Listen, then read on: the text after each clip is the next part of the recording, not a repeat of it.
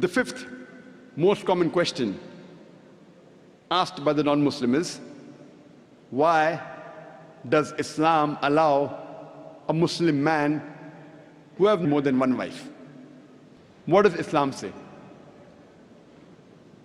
Allah says in the Quran, in Surah Nisa, chapter number 4, verse number 3, marry women of your choice in twos, threes or fours. But if you can't do justice, marry only one. Quran says, marry women of your choice in twos, threes or fours. But if you can't do justice, marry only one. That means only if you can do justice can you marry 2, 3 or 4, otherwise marry only one. Quran also says in Surah Nisa chapter 4 verse 129, it is difficult to be just between your wives, but don't turn away from them altogether. Many people think it is compulsory in Islam that you should have 4 wives. It is not compulsory in Islam to have 4 wives. It is optional. Marrying more than one woman is optional in Islam. It is mubah. But if you marry more than one woman, and if you don't do justice, then you're in problem. So if you marry more than one woman, you should be able to do justice between them. Let us analyze what are the logical reasons why Islam permits a Muslim man to have more than one wife. By nature we know males and females are born in equal proportion. But in the pediatric age itself, you ask any medical doctor, he will tell you that medically the female sex is the stronger sex. The female child has more immunity than a male child. The female child can fight the germs and diseases much better than the male child. So in pediatric age itself, there are more deaths among the male children as compared to female children. So in the pediatric age itself, there are more females as compared to males. There are wars taking place. In the wars, there are more men who are being killed as compared to women. As life goes on, deaths take place due to accidents, due to alcoholism, due to drug addiction, due to disease. In all these cases, more males are dying as compared to females. And today's statistics tell us that the average span of a woman is much more than the average span of a man.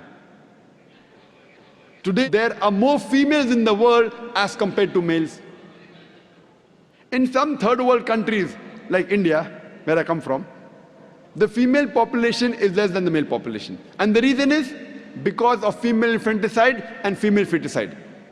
There's a program by the name Let Her Die, under the banner Assignment. It came on BBC, where a British reporter by the name of Emily Buchanan, she says that every day more than 3,000 fetuses are being aborted after they identified that they're females. In India alone, more than 3,000 fetuses are being aborted after they identified that they're females. If you multiply this number by 365, the number of days in a year, we get a figure of more than 1 million fetuses are being aborted every year in India after they identified that they're females. And according to the report of the government hospital of Tamil Nadu, out of 10 females born alive, 4 are put to death. If this evil practice of female infanticide and female feticide stops in India, even in India, in a few decades, the female population will outnumber the male population. Today when we analyze throughout the world, there are more females as compared to males.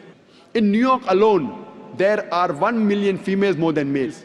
In USA alone, there are 7.8 million females more than males. In UK alone, there are 4 million females more than males. In Germany alone, there are 5 million females more than males. In Russia alone, there are 9 million females more than males. And God alone knows how many millions of females are more than the males throughout the world.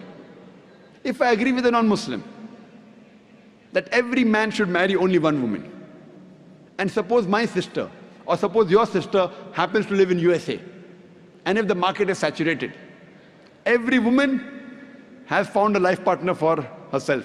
Yet, there will be 7.8 million females who will not find husbands. And if, unfortunately, your sister or my sister happens to live in USA, and if she's amongst one of those 7.8 million females who has not found a husband, what's the option she has? The only option she has is that she either marries a man who already has a wife, or she becomes public property. Public property? Many people say, Dr. Zakir Naik, such a harsh word. It is the most sophisticated word I can use. I cannot think of a better word.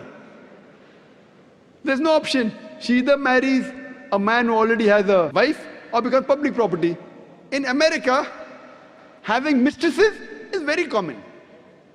The American statistics tell us, on an average, a man has 8 different sexual partners before he settles down with one. 8 different, some may have 5, some may have 10, some may have 20. 8 different sexual partners before he marries. After marriage, how many he has, the statistics doesn't say that. But before he marries, he has on an average 8 different sexual partners. Having mistresses in America is common, no problem.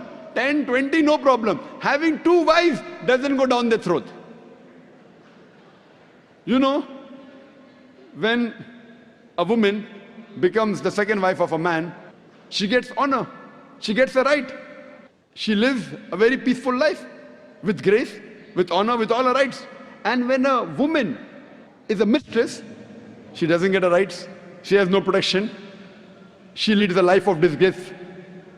Therefore, Islam permits some men to have more than one wife to protect the woman. And I do agree, if someone tells me that no woman would like to share the husband, I agree with them. I don't argue. I agree with you that no woman under normal circumstances would like to share the husband. But the Islamic Sharia says, let a small loss take place to prevent a big loss. That means a good Muslimah who knows the situation of the world would not mind sharing a husband to prevent her sister from becoming a public property. You ask any modest woman, would she prefer becoming the wife of a man who already has a wife or becoming public property? Any modest woman would choose the first one.